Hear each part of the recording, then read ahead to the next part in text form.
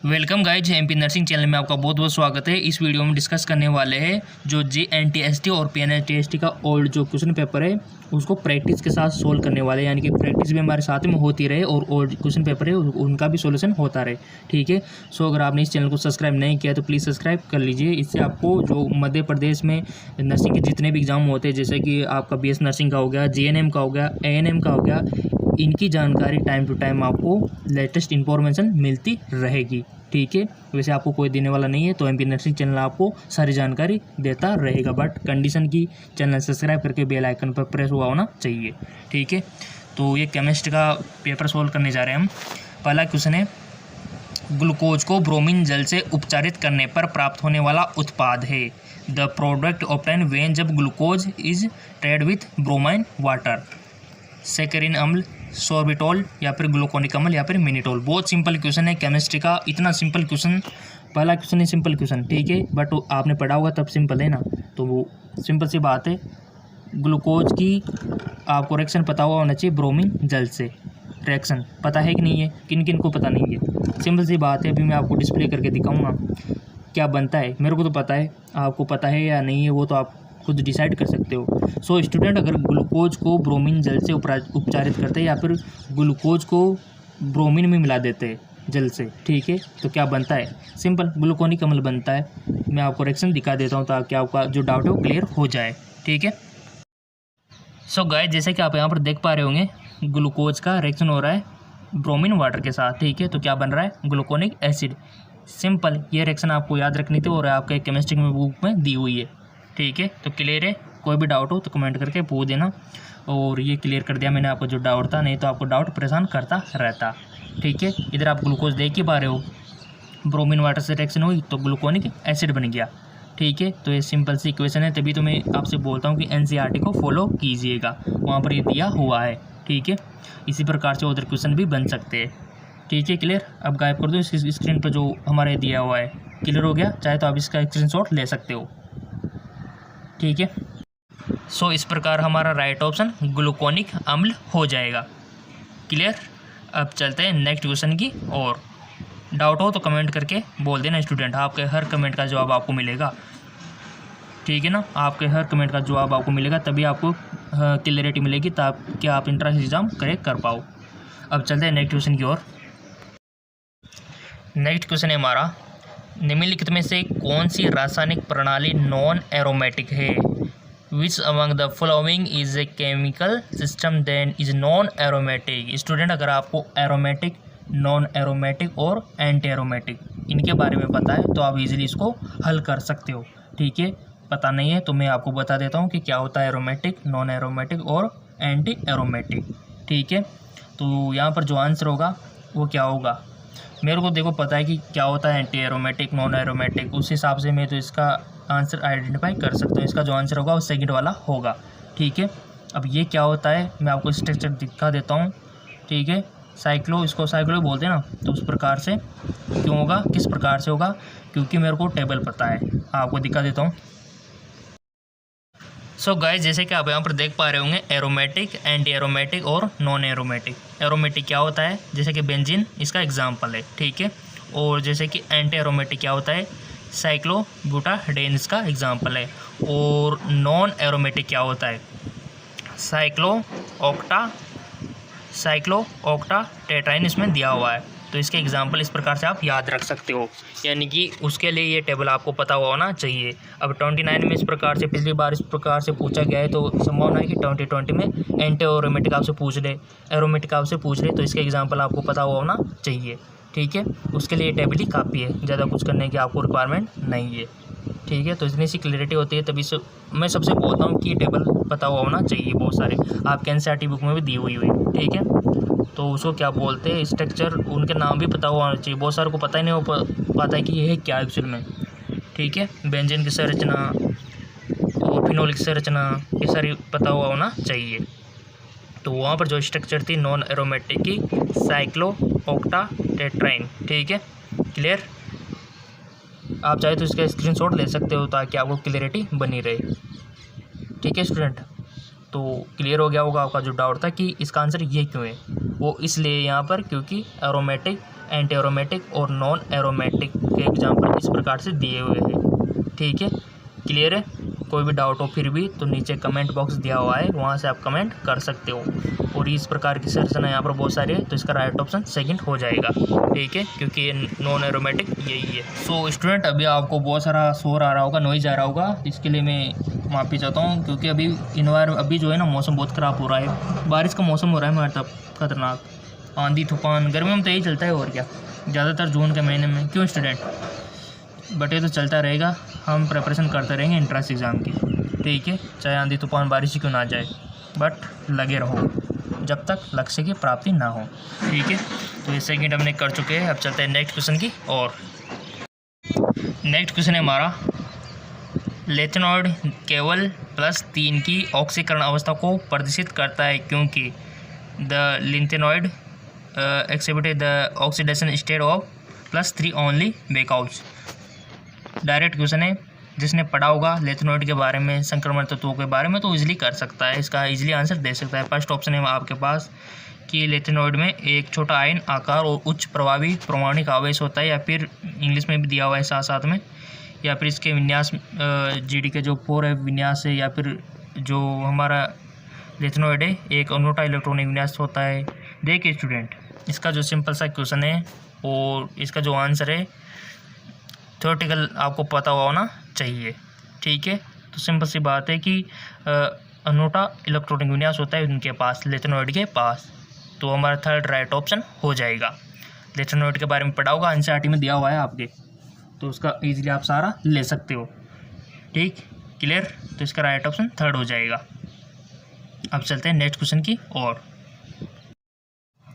Next question है हमारा, सक्रियण संकरण यानी कि एक्टिवेशन कॉम्प्लेक्स बनाने के लिए अभिकारक अणुओं द्वारा प्राप्त की जाने वाली ऊर्जा की न्यूनतम मात्रा को निम्न में रूप में जाना जाता है। ठीक है, the minimum amount of energy to be obtain by the reactant molecule और to form activation complex is known. Simple सा क्वेश्चन है, थ्योरेटिकल क्वेश्चन है, और ये तभी आएगा तब आपने प्रैक्टिस की होगी एनसीईआरटी बुक की। ठीक है, ये तभी पॉसिबल है, तभी आप इसको इजीली कर सकते हो।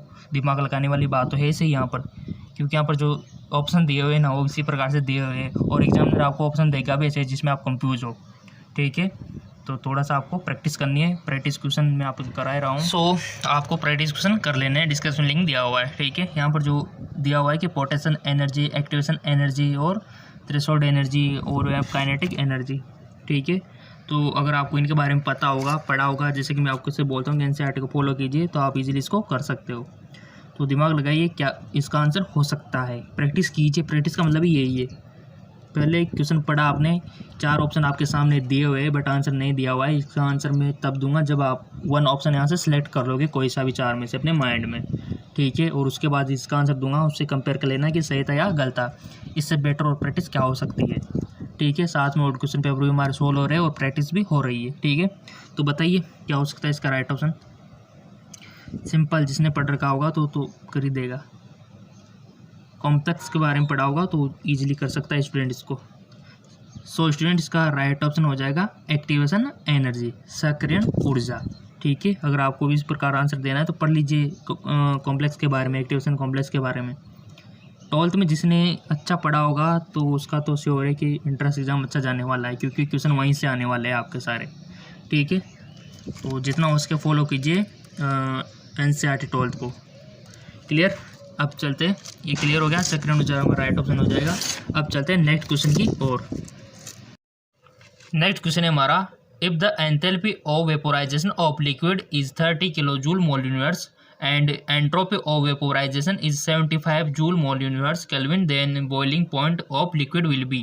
यदि एक तरल के वाष्पीकरण की enthalpy 13 kilo joule mole universe है और वाष्पीकरण की एंट्रोपी 75 यानी कि 75 joule mole universe kelvin universe है, तो तरल का क्वथनांक क्या होगा, यानी कि बॉइलिंग पॉइंट आपसे पूछा जा रहा है। ठीक है, तो आपको क्या दिया हुआ है, एंथैल्पी दी हुई है और एंट्रोपी दी हुई है, तो ऐसे में आपको क्या जो ज्ञात करना है वो है क्वथनांक। ठीक है, तो किस प्रकार से करोगे, आपको इसके लिए फॉर्मूले की रिक्वायरमेंट होगी, और वो फॉर्मूला क्या है आपको पता हुआ होना चाहिए। ठीक है, अगर आपने पढ़ा होगा केमिस्ट्री में तो आप इजीली इसको कर पाओगे। ठीक, तो वैसे इसको कैसे सोल्व करेंगे अपन, मैं आपको दिखा देता हूँ कि कैसे आपको इसको सोल्व करना है। ठीक है, सबसे पहले हम वो लिखेंगे जो अपन को दिया हुआ है। ठीक है, delta H enthalpy of vaporisation आपको 30 किलो जूल मोल यूनिट से दिया हुआ है। ठीक है, तो किलो जूल को यहाँ पर हम कन्वर्ट कर लेंगे जूल में, तो 30 का कितना हो जाएगा 30,000। ठीक है, क्लियर। और इसके बाद डेल्टा एस का मान जो दिया हुआ है एंट्रोपी ऑफ वेपोरेशन 75 जूल को यही रहने देंगे। क्लियर है, यानी कि हम इसको सोल्व करने के लिए हमने यहाँ पर कन्वर्ट कर लिया। अब देखते आगे। ठीक है, जिस प्रकार से मैं करवा रहा हूँ उसी प्रकार से आपको करने हैं। ठीक है ना, तो आगे दिया हुआ है डेल्टा जी 0 दिया हुआ है।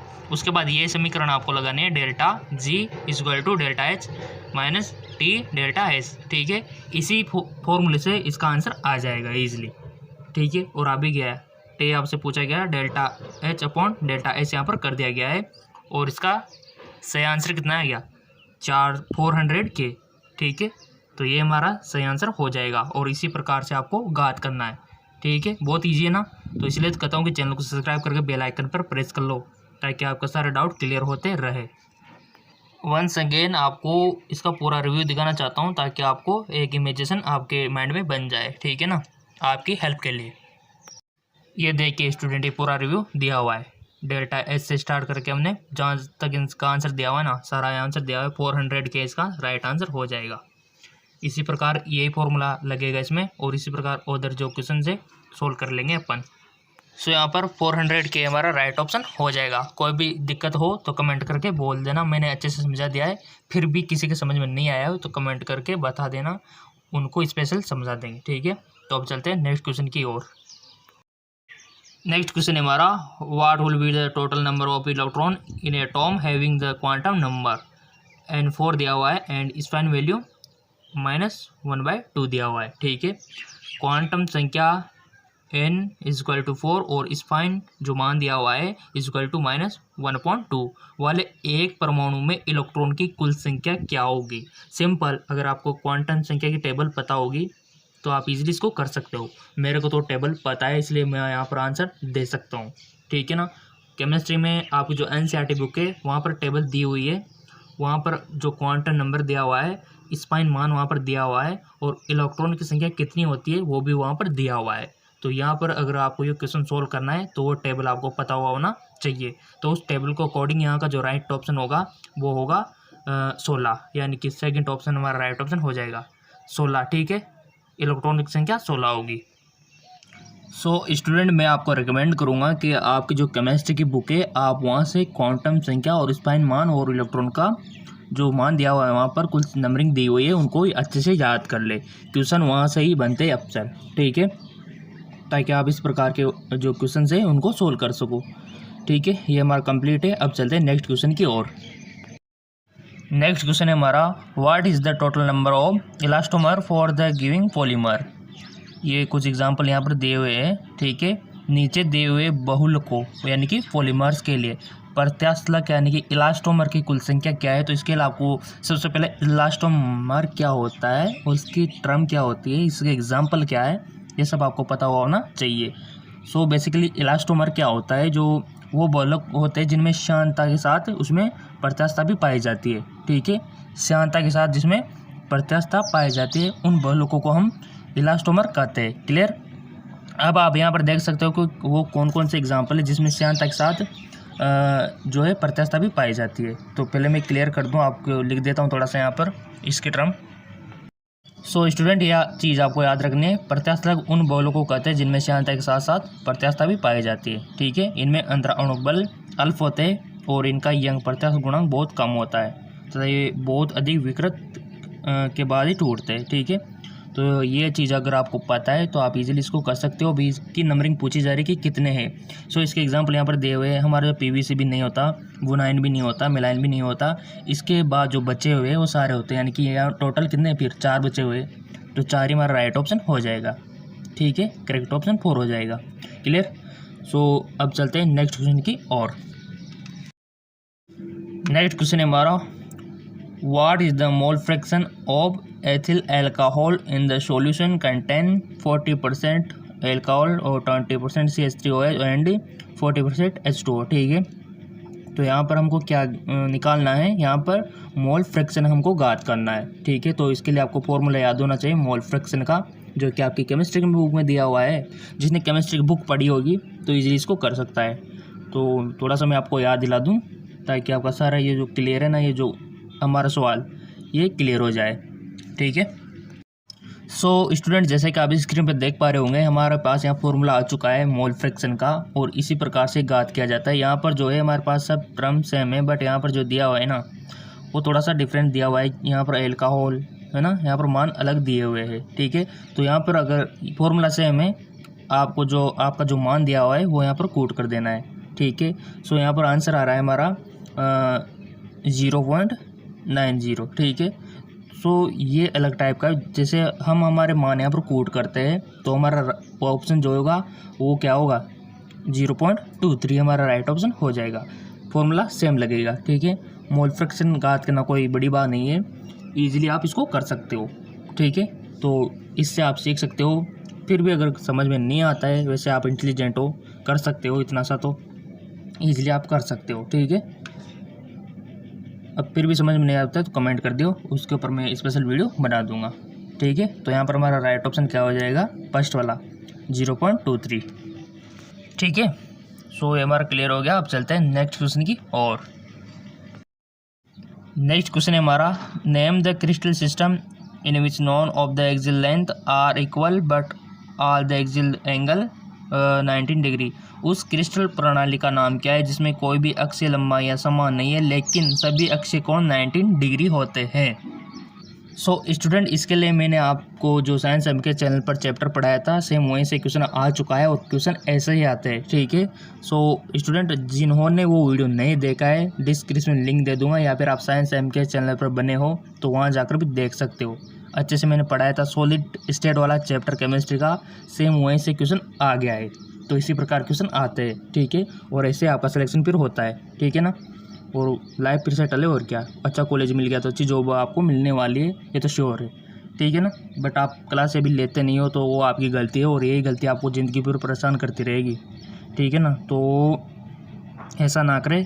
साइंस एम के चैनल पर जो वीडियो उसको देख के समझे। अभी यहाँ डायरेक्ट क्वेश्चन तो मैं आंसर तो मैं दे दूंगा कि इसका आंसर क्या होगा। ठीक है, क्योंकि मेरे को टेबल सारी पता है, ना जाने कितनी बार मैंने पढ़ चुका हूँ उसको। उस हिसाब से अगर मैं आंसर देना चाहूँ तो मैं डायरेक्ट दे सकता हूँ। इसका आंसर होगा ऑर्थोरोम्बिक यानी कि विषम लंबास। बट आपको समझ में नहीं आ पाएगा सर कैसे आएगा, क्यों आएगा, क्लियरिटी होनी चाहिए आप में, क्योंकि आप स्टूडेंट हो। ठीक है ना, तो क्लियर कर देता हूँ मैं कैसे है। ये इसलिए क्योंकि इसके लिए आपको सबसे पहले वो टेबल पता होना चाहिए। अगर वो टेबल आपने वहाँ नहीं देखे तो एक बार फिर मैं आपको दिखा देता हूँ, बट वो वीडियो देख लेना जाके, डिस्क्रिप्शन में लिंक दे दूँगा। ठीक है, तो अभी वो टेबल में यहाँ दिखाने जा रहा हूँ, वहाँ से आपको समझना है।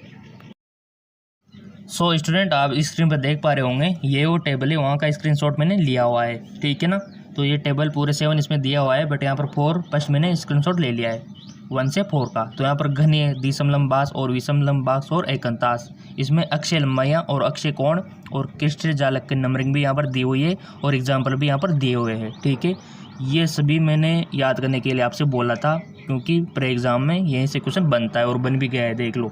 ठीक है, और इस बार भी बन सकता है।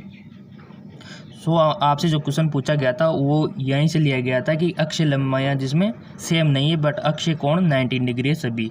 तो वो किस में, विषम लंबास में देख लो 3rd नंबर में, तीसरे में देखो, तीसरे वाले में, इसी में ही तो है और किसी में नहीं है। ठीक है, फर्स्ट वाले में देखोगे तो यहाँ पर अक्षय लंबाइयाँ सेम है बट फिर अक्षय कोण भी सेम ही है, तो ये भी हमारी कंडीशन पूरी नहीं हुई।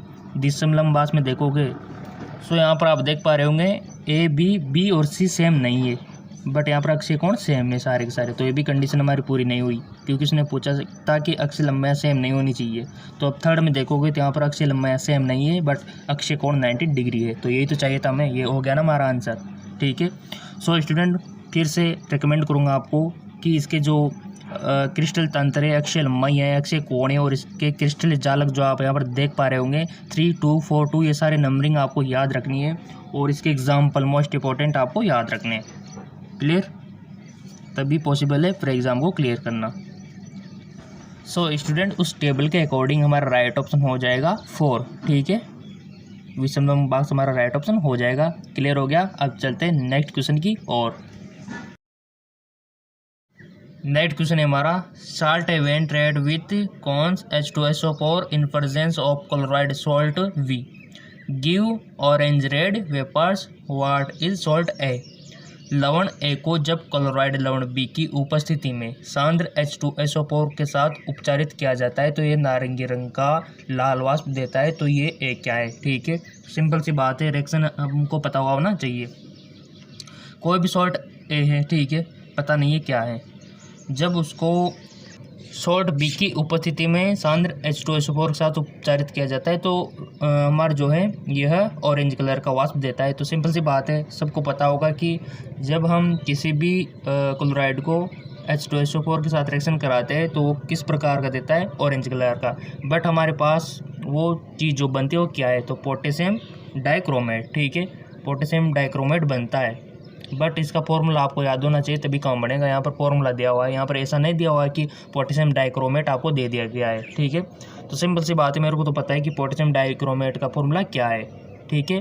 तो सिंपल सा है K2Cr2O7 जो कि दिया हुआ है ऑप्शन 2 में, ठीक है। तो हमारा राइट ऑप्शन भी ऑप्शन 2 ही हो जाएगा। बट यहाँ पर आपको थोड़ा सा एक्सप्लेन कर दूँ, पोटेशियम डाइक्रोमेट क्या होता है। ये जो दिखता है ना, ये ऑरेंज कलर का दिखता है, ठीक है। थोड़ा सा आपको एक्सप्लेन ही कर देता हूँ यहाँ पर। सो स्टूडेंट, जैसे कि आप स्क्रीन में देख पा रहे होंगे, पोटेशियम डाइक्रोमेट का फॉर्मूला भी यहाँ पर दिया हुआ है K2Cr2O7, ठीक है। क्लियर है, अब तो क्लियर हो गया होगा। और आप जो स्क्रीन में देख पा रहे हो ना, ये नारंगी कलर, ऑरेंज कलर, यही है पोटेशियम डाइक्रोमेट, क्लियर। तो ये इस प्रकार का होता है, मैंने आपको दिखा दिया है। फिर भी आपको समझ में नहीं आता है तो आप कमेंट कर सकते हो, ठीक है। तो ये हमारा कंप्लीट हो गया, इसका आंसर हमको मिल गया K2Cr2O7, हमारा राइट ऑप्शन हो जाएगा, यानी कि 2। अब चलते हैं नेक्स्ट क्वेश्चन की और।